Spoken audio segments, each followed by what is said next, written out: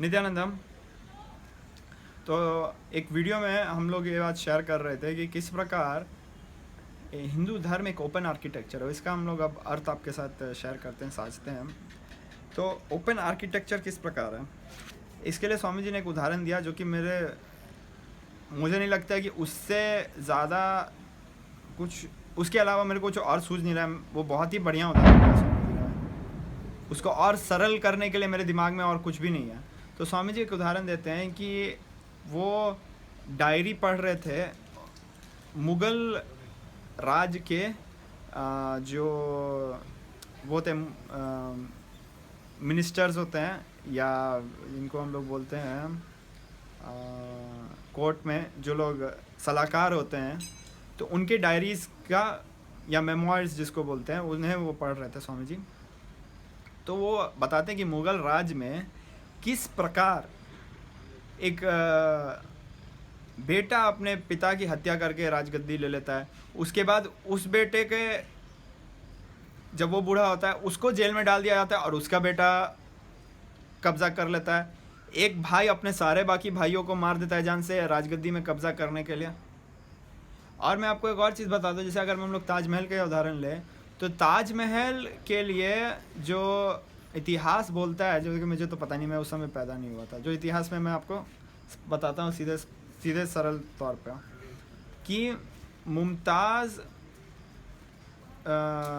शाहजहाँ जो भी था, शाहजहाँ की थी ना पत्नी, तो वो उनकी 15वीं या 16वीं पत्नी थी, और वो भी उसका भी शादी किसी और से हुआ था और उसको मार के शाहजहाँ ने उससे शादी की, एक चीज़।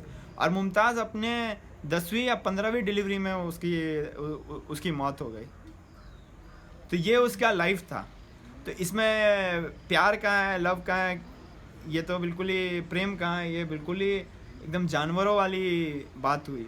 मतलब सुन के कहानियाँ बिल्कुल भी आपको इंस्पिरेशन नहीं लगता है कि यार ये क्या लाइफस्टाइल है यार, मेरे को इस तरह से राजा महाराजा जैसे रहना है। तो ये जो आपके दीवार बने हुए हैं, बड़े बड़े महल, जो एडमिनिस्ट्रेशन या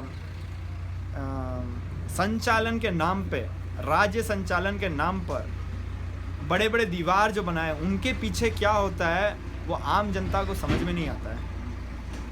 क्या घटिया हरकतें होती है वो आम जनता को समझ में नहीं आती है, उस काल में लोगों को दिखती नहीं थी। इसी प्रकार जो धर्म है जिनके दीवार बड़े बड़े हैं और वो आपको भेदने नहीं देते हैं उनके लॉजिक को या उनके फंडामेंटल अंडरस्टैंडिंग को, तो ये धर्म में जिसने भी इसे बनाया उस व्यक्ति की क्या मनोदिशा होगी, मनोधारा होगी, क्या कॉन्टेक्स्ट रहा होगा कि आपको वो किस प्रकार जीवन मुक्ति या सेल्फ रियलाइजेशन या जो भी आप मानते हैं अल्टीमेट अपने जीवन में परम सत्य मानते हैं उसकी तरफ ले जा रहा है। वो क्या माइंडसेट या क्या लॉजिक लेके वो चला होगा, आपको कुछ नहीं पता। वो एक तो दीवार के पीछे गार्डेड है, और अगर उसमें कुछ पॉल्यूशन है तो कुछ डाइल्यूजन आप पकड़ नहीं सकते, क्योंकि आपका कोई हक ही नहीं है उस दीवार को भेदने का। लेकिन हिंदू धर्म की क्या खास बात है कि ना तो केवल आप उस सत्य पे प्रश्न उठा सकते हैं, वो लॉजिक जिससे वो तर्क जिससे वो सत्य या वो विचारधारा निकली, आप उस पर भी उंगली उठा सकते हैं। तो हिंदू धर्म तरल नहीं है, वो एक हवा की तरह है, वो लिक्विड भी नहीं है, वो गैसियस है, वो ईथर है। और उसकी जो संरचना इतनी सूक्ष्म है कि वो हमें गैस की तरह दिखती है, लेकिन इसका मतलब ये नहीं कि वो उसमें संरचना नहीं है, स्ट्रक्चर है लेकिन बहुत सूक्ष्म है।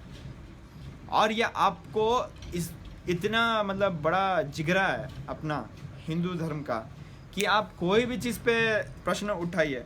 आपको अगर किसी शास्त्र पे नया कमेंट्री करना है, आपको नया अपने साक्षी अपने खुद के एक्सपीरियंस, अपने खुद के अनुभूति के अनुसार आप लिखना चाहते हैं, आप लिखिए, आप एक कमेंट्री करिए, आप एक आचार्य हैं, आपको बिल्कुल अनुमति है।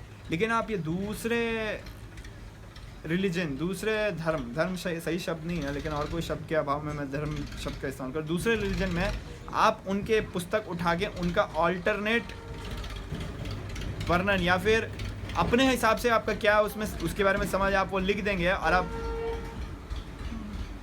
मैं इससे ज़्यादा कुछ बोलना नहीं चाहूँगा क्योंकि दूसरों को भी मैं सबके अपनी अपनी भावनाएं होती हैं, तो इस तरह ये विराम डालता हूँ। आप वो चीज़ नहीं कर सकते मोटा मोटी, आप करेंगे उसके बाद आपको बहुत वो आपको खैर।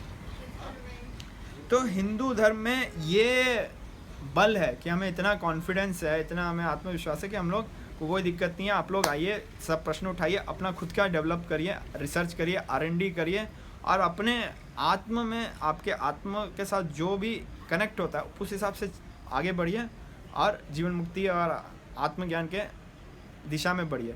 तो ये जो दीवार बने हुए हैं एक बाकी धर्मों में, ये बिल्कुल स्वामी जी शायद इसी, जब वो सत्संग दे रहे थे शायद इसी के बारे में बात कर रहे थे। स्वामी जी ने एक लाइन बोला कि एक कवच है जो आपके चोट में लगा हुआ है, जैसे घुटनों में आपको चोट हो, उसमें एक कवच लगा हुआ है गोल्ड का, सोने का, और आपका चोट बिल्कुल पक चुका है, सड़ चुका है, उससे पस निकले जा रहा है। तो वो कवच है जो बस बाहर से सुंदर लग रहा है लेकिन अंदर आपका वो बिल्कुल सड़ चुका है। तो वो सुंदर जो कवच है बाहर, वो आपको किसी भी तरीके से आपकी सुरक्षा नहीं करेगा। तो आपके जो मूल विचारधाराएं हैं उन्हें इतना सुंदर से सजाया गया है कि ये जो है सो परम सत्य है, बाकी सब जाए भाड़ में। तो ये बहुत सुंदर लगेगा आपको, अरे यार मैं तो दुनिया के सबसे सर्वश्रेष्ठ रिलीजन का बिलोंग करता हूँ, हम लोग का रिलीजन सबसे लॉजिकल है। तो वो गोल्डन कवच देख के आपको बड़ा मज़ा आएगा। लेकिन अंदर के जो गैंग्रीन है, जैसे शाहजहाँ के मतलब कोर्ट यार्ड में होता था कि कोई इसको मार रहा है, कोई उसको मार रहा है, कोई ये पूरा मतलब ये इसकी बीवी पसंद आ गई तो उसको मार दिया, उसको ले लिया, और वो चल रहा है, वो आप नहीं देख पाएंगे और ना ही आपको हिम्मत होगी। अगर मैं आपको चैलेंज करूं, आपको बोलूं कि आप अपने मूल धारा विचारधाराओं पे एक प्रश्न उठाइए, आपको डर लगेगा। तो इस प्रकार आपको अपाहिज कर देता है ये जो क्लोज रिलीजन्स होता है। अवश्य आपको किसी की भावनाओं को ठेस नहीं पहुंचानी चाहिए, क्योंकि हो सकता है उस भावनाओं से उसे ईश्वर तक जाने का उसका कोई मार्ग हो। लेकिन जो आपके जीवन में एक हॉन्टिंग क्वेश्चंस होते हैं, जो आपको डराते रहते हैं, जो आपके दिमाग में आते रहते हैं, क्यों गरीबी है, लोग में क्यों भूखमरी है, ऐसा क्यों हो रहा है, प्रलय क्यों आता है, लोगों को कष्ट क्यों होता है, अगर ये सवाल आपके बंद हो जाते हैं, क्योंकि आपके पुस्तक में एक लाइन लिख दी गई है कि ऐसा है, और आप अपना विचार उस बंद कर दे रहे हैं, तो आप एक बहुत बड़े बंधन में फंस जाते हैं। तो यही एक कवच है जो आपको अंदर से सड़ा रहा है।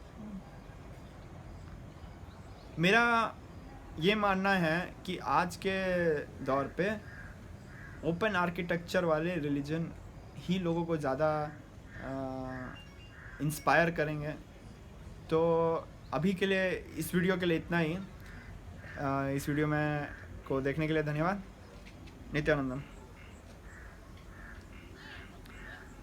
Wrap up. स्टॉप नहीं हो रहा है। अच्छा कोई बात नहीं, दीजिए लास्ट का हो गया।